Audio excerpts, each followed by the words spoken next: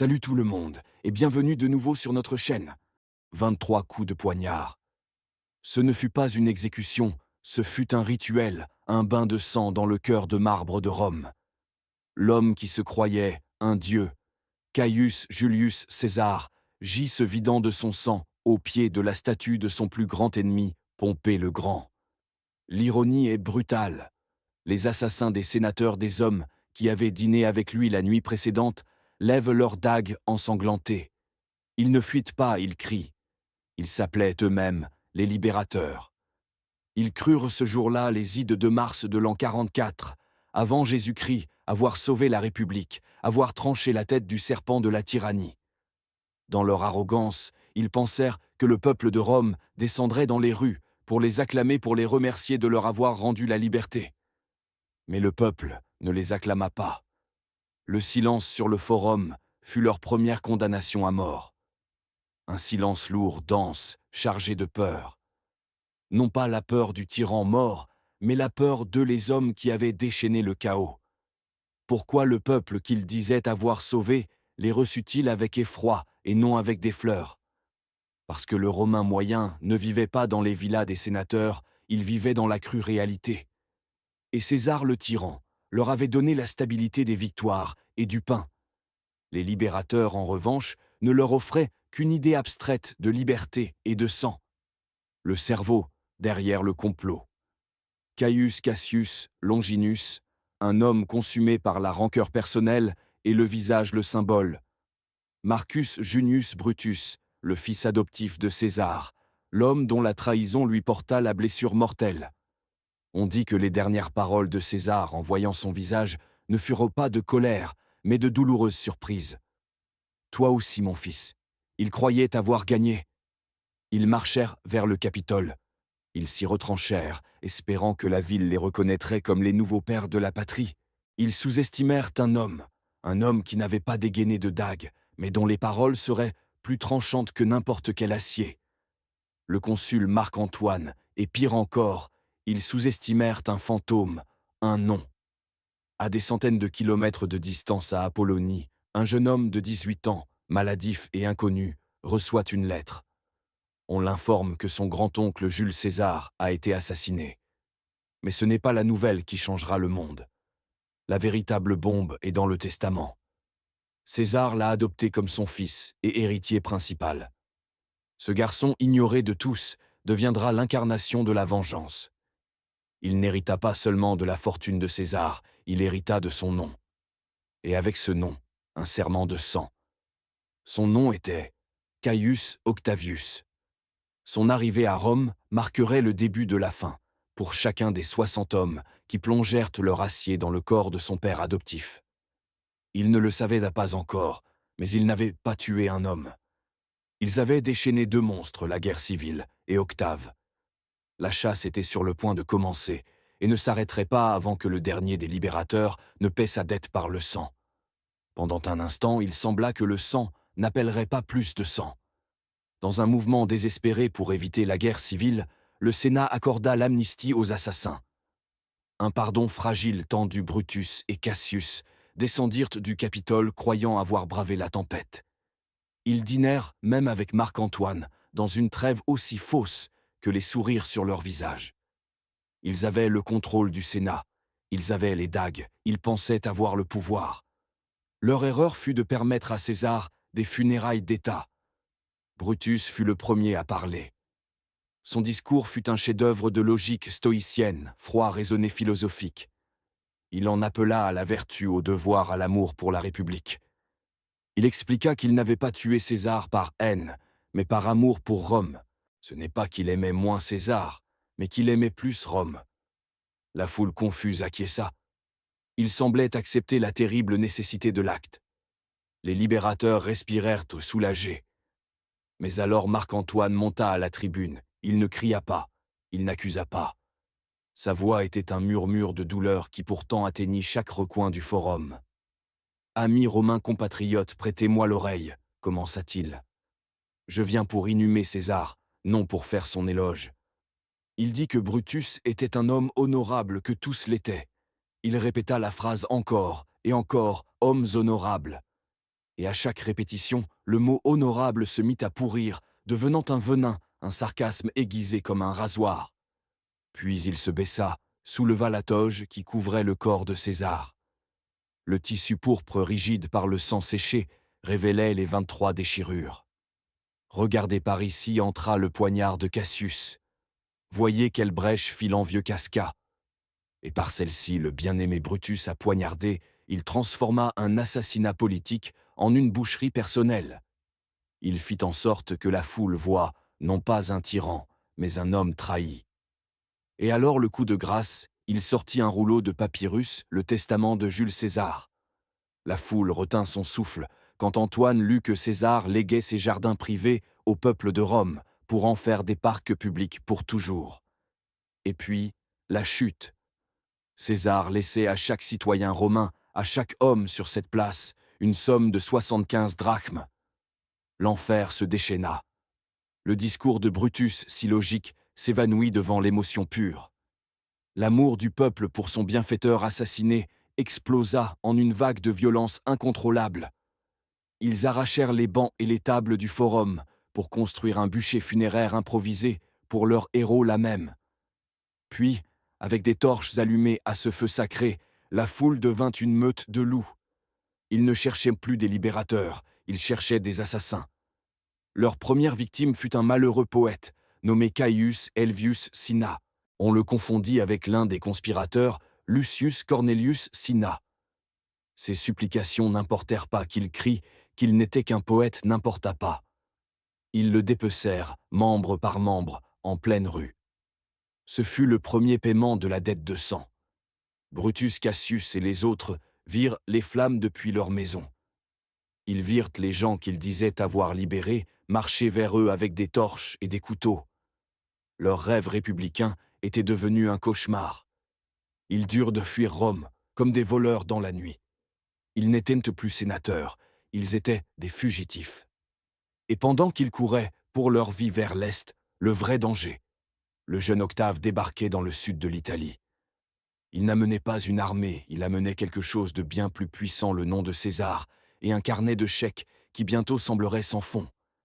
Et il était sur le point d'utiliser ces deux choses pour acheter la loyauté de l'arme la plus mortelle de Rome, les légions de son père.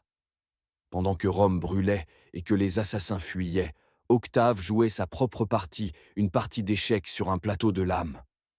En arrivant à Rome, il se présenta devant Marc-Antoine, le nouveau maître de la ville. Antoine le vit pour ce qu'il était, un garçon pâle sans expérience, une simple gêne. Il refusa de lui remettre la fortune de César, utilisant l'argent pour consolider son propre pouvoir. Ce fut une erreur de calcul qui lui coûterait le monde. Ils sous-estimèrent dit son nom. Octave commença à signer César Octavien, un coup de génie pour le peuple et les légions. Il était César. Et quand Antoine lui refusa l'argent, Octave fit l'impensable. Il vendit ses propres propriétés et celles héritées de sa famille, pour payer au peuple les 75 drachmes que le testament promettait. Il tint la parole de son père. Du jour au lendemain, le garçon devint le favori de la plèbe, et plus important encore des vétérans des légions de César, des hommes aguerris par 1000 batailles, qui avaient adoré le général. Ils virent en ce jeune homme la réincarnation de leur chef. Octave ne leur demanda pas leur loyauté. Il la leur acheta avec de l'argent des promesses, et surtout avec le pouvoir d'un homme immortel. Il vola les légions à Antoine sous son nez. La tension éclata. Les deux vengeurs de César se déclarèrent tout la guerre. Mais alors qu'ils se battaient dans le nord de l'Italie, des nouvelles de l'Est leur parvinrent des nouvelles alarmantes. Brutus et Cassius ne perdaient pas leur temps. Ils avaient pillé les provinces orientales, accumulant un trésor de guerre gigantesque. Ils avaient recruté et formé 19 légions. Une armée formidable, financée par l'extorsion et prête à marcher sur l'Italie. Antoine et Octave réalisèrent une vérité terrifiante. Ils haïssaient les assassins de César plus qu'ils ne se haïssaient entre eux. Ils se réunirent sur une petite île dans une rivière près de Bologne. Antoine, Octave et un troisième homme, Lépide, le général de César. Là, entre la boue et le brouillard, ces trois hommes formèrent le second triumvirat. Ce n'était pas une alliance, c'était un pacte de prédateurs. Ils se partagèrent le monde, comme s'il s'agissait d'un butin, puis pour financer leur guerre et éliminer leurs ennemis. Chez eux, ils déchaînèrent la terreur. Les proscriptions n'étaient pas une simple liste d'ennemis, c'était une sentence de mort publique. Des centaines de sénateurs et des milliers de chevaliers de la classe aisée furent déclarés ennemis de l'État. Leurs noms écrits sur des tablettes de plâtre furent toujours cloués dans le forum. N'importe qui pouvait les tuer. Ce n'était pas seulement permis, il y avait une récompense. L'assassin recevait une partie des propriétés du mort. Le reste pour le triumvirat Rome plongea dans une paranoïa sanglante. Les esclaves assassinaient leurs maîtres pour gagner leur liberté. Les fils trahissaient les pères pour l'héritage. Personne n'était en sécurité. Et sur cette liste, Antoine exigea un nom par-dessus tous. Marcus Tullius Cicéro, le plus grand orateur de Rome. Cicéron ne fut pas l'un des assassins, mais ses discours contre Antoine l'avaient bon condamné. Octave, qui devait à Cicéron son ascension politique, accepta. Il le sacrifia sans sourciller. Les sicaires d'Antoine le rattrapèrent, près de sa villa. Cicéron ordonna à ses serviteurs de ne pas résister et offrit son cou. Ils lui coupèrent la tête et les mêmes mains, qui avaient écrit les discours qui avaient tant offensé Antoine. Ils les emmenèrent à Rome, et dans un acte de barbarie suprême, ils les clouèrent sur la tribune. La tribune d'où Cicéron avait parlé tant de fois. La vengeance était totale. Avec Rome purgée et ses coffres remplis par le sang de ses ennemis, le triumvirat tourna son regard vers l'Est. La purge était terminée. Maintenant commençait la guerre. Brutus et Cassius n'étaient pas cachés. Ils s'étaient réunis en Grèce avec leurs 19 légions. La confrontation finale qui déciderait du sort de la République était inévitable. La fin du monde romain s'était réunie dans une plaine de Grèce appelée Philippe. Ce n'était pas une armée contre une autre, c'était une ère contre la suivante, d'un côté Octave et Antoine, avec le nom de César comme étendard et la vengeance comme combustible. De l'autre, Brutus et Cassius, avec l'idée mourante de la République et le souvenir d'une dague ensanglantée. Plus de 200 000 hommes. La plus grande concentration de puissance militaire romaine que l'histoire ait jamais vue, sur le point de s'anéantir mutuellement. Le plan des libérateurs était astucieux. Il était dicté par la froide logique de Cassius, un général expérimenté. Son armée était mieux approvisionnée et contrôlait la mer. Sa stratégie attendre, éviter une bataille, ranger, laisser la faim et les maladies, user les légions des triumvirs. Mais Brutus n'était pas un stratège, c'était un philosophe improvisé général. Il était tourmenté. On disait que dans son camp les présages étaient terribles. 2 aigles qui suivaient ces légions furent remplacés par des corbeaux et des vautours le jour où ils arrivèrent à Philippe. Et la légende raconte que des nuits avant la bataille, une apparition fantomatique et terrible se présenta à lui dans sa tente. « Qui es-tu » demanda Brutus. L'ombre répondit « Je suis ton mauvais génie, Brutus. Nous nous verrons à Philippe. » C'était le fantôme de César, ou le fantôme de sa propre culpabilité. Pressé par ses officiers impatients et harcelé par ses démons, Brutus imposa sa volonté. Il forcerait à la bataille. Cassius, contre son propre jugement, céda. La première bataille de Philippe fut un chaos de sang et de poussière. Sur le flanc droit, les légions de Brutus, avec une furie imparable, écrasèrent de celles d'Octave, rompirent leurs lignes, massacrèrent de ses hommes et pillèrent son camp. Octave malade s'échappa de justesse. De son point de vue, c'était une victoire écrasante. La République semblait renaître en un seul et glorieux assaut, mais au même moment, sur l'autre flanc, l'histoire était radicalement opposée. Les troupes vétéranes de Marc-Antoine, plus disciplinées, dévastèrent les légions de Cassius. L'attaque d'Antoine fut brutale, implacable. Le camp de Cassius fut pris ses hommes, massacrés, ou mis en fuite 2 batailles simultanées, avec 2 résultats opposés, et au milieu le brouillard de la guerre. Cassius s'était retiré sur une colline pour observer le champ de bataille. Il vit au loin que le camp de Brutus était pris, mais il ne pouvait savoir que c'étaient pas les propres hommes de Brutus qui célébraient et pillaient. Puis il vit un détachement de cavalerie galoper vers lui. C'étaient donc des hommes de Brutus qui venaient lui annoncer la victoire, mais dans la poussière et la distance, Cassius crut que c'était la cavalerie ennemie. Il crut que Brutus avait été vaincu. Il crut que tout était perdu. Le brouillard de la guerre et un nuage de poussière condamnèrent l'homme qui avait tout commencé. « Prends, lui dit-il à son affranchi, en lui tendant une dague. Libère-moi de la vie. » Pindare obéit. Cassius se couvrit le visage de son manteau et reçut le coup. Il mourut des mains de son propre esclave, utilisant selon la légende la même dague avec laquelle il avait poignardé Jules César au Sénat. L'ironie finale pour un homme pragmatique vaincu non par l'ennemi, mais par une tragique illusion. Peu après, les messagers de Brutus arrivèrent sur la colline, criant la nouvelle de leur victoire. Ils ne trouvèrent que le cadavre de leur commandant. Quand Brutus arriva et vit le corps de son ami et beau-frère, son esprit se brisa. Il l'appela entre ses larmes le dernier des Romains. Cassius, le cerveau de la conspiration, était mort, mais Brutus, l'âme du mouvement, vivait encore.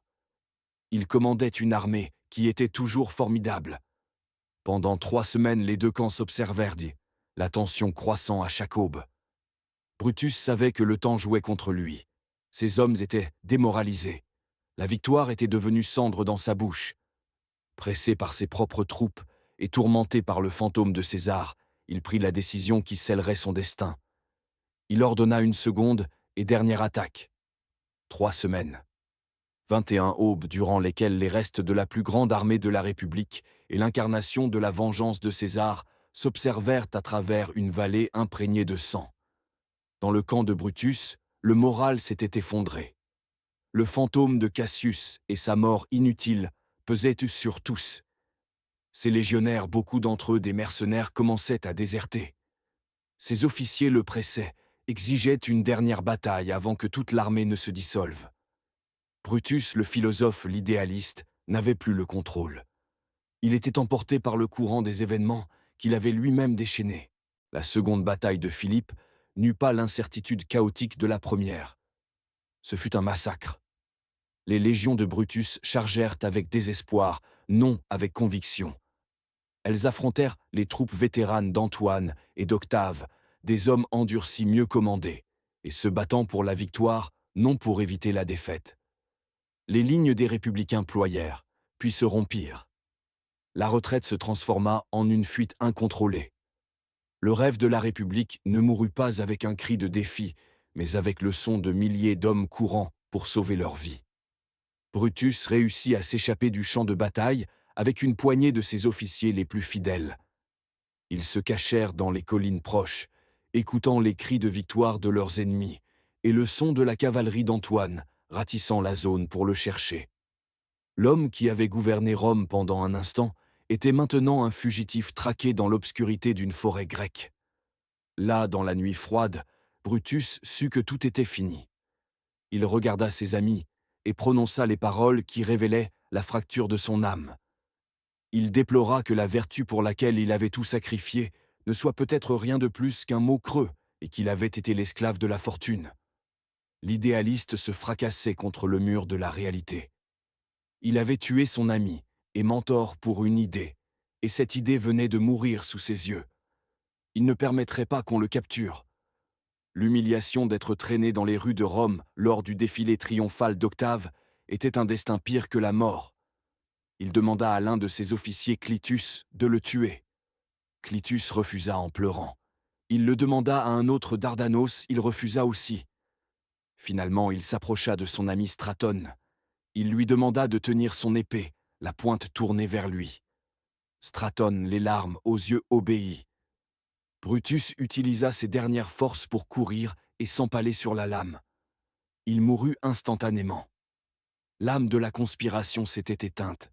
Peu après, les hommes d'Antoine trouvèrent tout son corps. Marc-Antoine, dans un geste d'une noblesse inattendue, ôta son très coûteux manteau pourpre de général et couvrit le cadavre de son ennemi. Plus tard, il dirait que Brutus fut le plus noble de tous les Romains, le seul des conspirateurs ayant agi par idéal et non par envie. Octave ne partageait pas ce respect. Lorsqu'il apprit la nouvelle, sa réaction fut glaciale. Il ordonna que la tête de Brutus soit tranchée et envoyée à Rome pour être jeté aux pieds de la statue de Jules César. La vengeance d'Octave ne connaissait pas la noblesse, mais seulement l'annihilation totale. Le contraste entre les deux vainqueurs sema alors les graines de la guerre qui viendraient les opposer. Avec la mort de Brutus et Cassius, les chefs de la conspiration étaient tombés. Pour le monde, la guerre civile était terminée. Mais Octave ne l'entendait pas ainsi. Pour lui, la vengeance ne serait complète que lorsque chacun des 60 hommes ayant brandi une dague ce jour-là serait mort. La grande guerre était finie. Commençait maintenant la chasse silencieuse, une purge qui s'étendrait jusqu'aux confins de la Méditerranée. Pour les assassins restants, l'enfer ne faisait que commencer. Après la bataille de Philippe, le pouvoir du monde romain resta entre les mains de 3 hommes, et l'un d'eux, Octave, nourrissait une obsession. La liste. La liste des 60 hommes ayant participé au meurtre de son père. Brutus et Cassius n'étaient que les 2 premiers noms d'importance à être rayés. Il en restait des dizaines. Désormais, les triumvirs disposaient d'armées de flottes d'espions et d'un trésor presque illimité pour les traquer. Il n'y avait aucun recoin en Méditerranée où ils pouvaient se cacher. L'amnistie n'avait été qu'une farce. La proscription était désormais la loi. Caius Trebonius, l'homme qui avait astucieusement retenu Marc-Antoine hors du Sénat, pendant que les autres poignardaient César. Il se croyait à l'abri comme gouverneur d'Asie. Mais un général fidèle à Antoine le captura, le tortura durant des jours pour obtenir des informations, puis le décapita. Sa tête fut utilisée comme un ballon par les soldats dans les rues de Smyrne. Il fut l'un des premiers à mourir. Un avertissement brutal de la pitié qu'il pouvait espérer. Decimus Junius Brutus Albinus. À ne pas confondre avec Marcus Brutus. Decimus était l'un des amis les plus proches de César, l'un de ses généraux les plus brillants. César l'avait nommé dans son testament comme héritier de second rang si Octave refusait. C'est lui qui, le matin des Idus, convainquit un César hésitant de se rendre au Sénat. Une trahison intime et dévastatrice. Après Philippe, ses légions en Gaule l'abandonnèrent. Soudain, le puissant général n'était plus qu'un homme seul. Il tenta de traverser les Alpes, déguisé en chef gaulois. Il chercha refuge auprès d'un chef local qu'il avait jadis appelé ami. Mais la loyauté a un prix, et la tête de Decimus Brutus valait une fortune. Le chef gaulois n'hésita pas. Il l'assassina dans sa propre demeure et envoya la tête en présent à Marc-Antoine. L'ami qui avait convaincu César de marcher vers sa mort fut trahi par un ami pour une promesse d'or. Un à un, il tombait. Lucius Cassius, frère du principal conspirateur, fut exécuté sur ordre d'Octave après la bataille.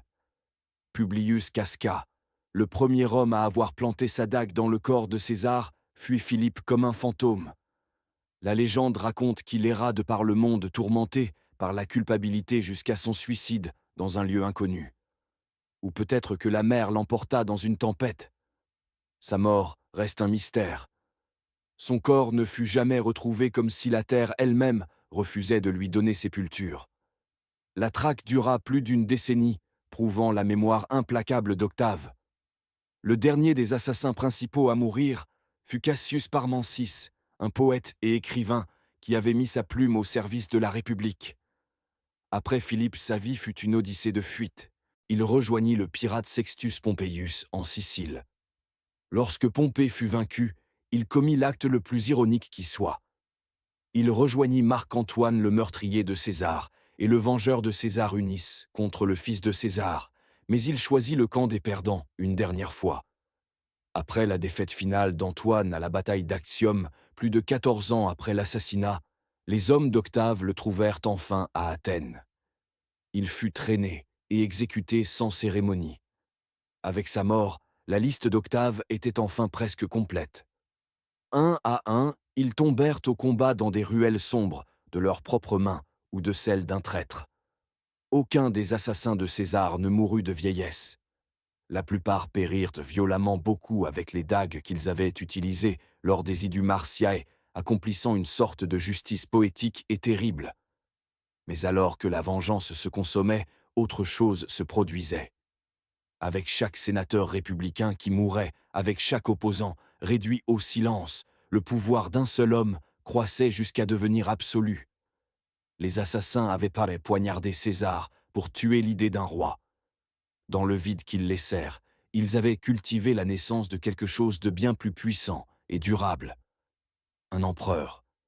L'ironie finale de leur sacrifice ne s'était pas encore révélée dans toute son ampleur. Quand le dernier des assassins fut traqué et exécuté, un étrange silence s'empara du monde romain. Pour la première fois en presque 20 ans, il n'y avait plus de guerre civile active. La purge était terminée. Mais la paix qu'Octave avait apportée était la paix d'un cimetière. Une génération entière de l'aristocratie romaine, les hommes qui avaient dû diriger le Sénat et commander les légions pendant des siècles, étaient mortes. Assassinés dans les proscriptions tombées à Philippe ou purgés dans les guerres postérieures. Le pacte des triumvirs forgé dans le sang de leurs ennemis ne pouvait durer. Avec le monde à leurs pieds, les deux derniers prédateurs, Marc-Antoine et Octave, se tournèrent l'un contre l'autre. Ce fut une guerre de propagande avant d'être une guerre d'épée. Octave, depuis Rome, dépeignit Antoine comme un traître, un général romain, asservi par une reine étrangère qui voulait gouverner Rome depuis l'Égypte. Antoine, depuis Alexandrie, voyait Octave comme un usurpateur tyrannique, un enfant cupide s'agrippant au pouvoir. Le choc final eut lieu en mer, lors de la bataille d'Actium. Ce fut la dernière convulsion de la République mourante. La victoire d'Octave fut totale. Marc-Antoine et Cléopâtre fuirent en Égypte, où acculés et sans issue, ils se donnèrent tout la mort. Le général se jeta sur son épée. La reine, selon la légende, se laissa mordre par un aspic. Avec leur mort, le dernier défi au pouvoir d'Octave s'évanouit. Il était désormais seul, totalement seul au sommet. Les assassins de son père étaient morts. La vieille garde du Sénat était morte. Ses rivaux Lépide exilé et Antoine mort. Il avait vengé César d'une manière que Jules César lui-même n'aurait pu imaginer. Il détenait un pouvoir absolu et indiscutable sur un empire s'étendant de l'Espagne à la Syrie. Et c'est ici que se révèle l'ironie finale et la plus écrasante de l'histoire. Les libérateurs avaient poignardé César, car ils craignaient qu'il ne se couronne roi. Ils craignaient qu'un seul homme ne détruise 500 ans de tradition républicaine. Leur acte destiné à sauver la République fut le catalyseur qui la détruisit totalement. Les guerres qu'ils déclenchèrent annihilèrent la classe politique qui la soutenait, laissant un vide de pouvoir qu'un seul homme pouvait combler. Octave avait appris la leçon de son père. Il ne se déclara pas dictateur à vie, il ne porta pas de couronne, il fut bien plus intelligent. En l'an 27 avant Jésus-Christ, il entra au Sénat et, dans un acte de génie politique, renonça à tous ses pouvoirs extraordinaires et déclara la République restaurée. Ce fut une farce brillante. Il maintint les apparences de la République, les consuls, les sénateurs, les assemblées, mais concentra en sa personne de façon légale et graduelle tous les pouvoirs réels. Le contrôle de l'armée des finances des provinces les plus riches. Le Sénat, reconnaissant pour la paix, lui octroya un nouveau nom. Augustus le Vénérable devint le premier empereur de Rome. Il gouverna avec un pouvoir plus absolu que celui dont César avait rêvé, et il le fit durant plus de 40 ans. Il mourut de vieillesse dans son lit déifié comme un dieu. Brutus Cassius et les autres avaient tué un homme pour arrêter un roi. Le résultat de leur sacrifice ne fut pas la liberté, mais la création d'un empereur et la naissance de l'Empire romain. Au final, ils ne réussiront pas à sauver la République. Ils s'assurèrent seulement que tous ceux qui croyaient en elle meurent, laissant le chemin libre pour le nouvel ordre. Leur lutte pour la liberté fut le marchepied sur lequel Auguste construisit son trône. Les 23 coups de dague sur le sol du Sénat n'évitèrent pas la tyrannie, ils choisirent seulement le tyran. J'espère que cette histoire vous a plu. N'oubliez pas de vous abonner, et je vous dis à bientôt.